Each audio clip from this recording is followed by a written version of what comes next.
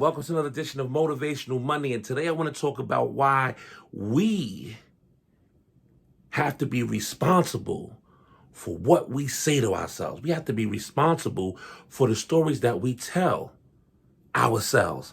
Why is that? It's because what we say to ourselves on a continuous basis, our story, creates our reality.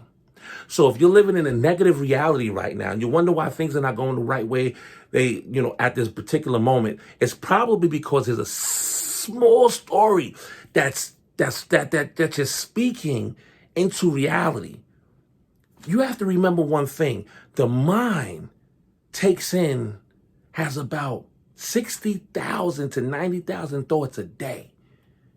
You don't know everything that's going on in your brain.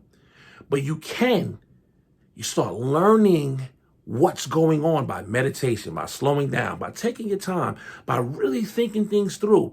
Because when you start to do that, you become conscious of what you're thinking about. People have the ability and the power to create whatever they want.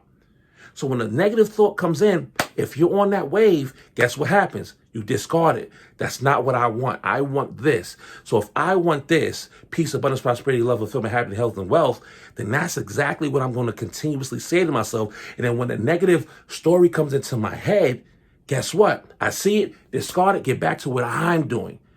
We are that powerful to create the lives that we want. Take back your power.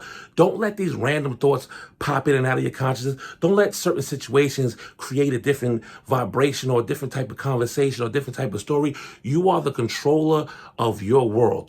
This is your world. So even if your thoughts are not in control your thoughts. See exactly what's going on in your head. Why? Because you have that power.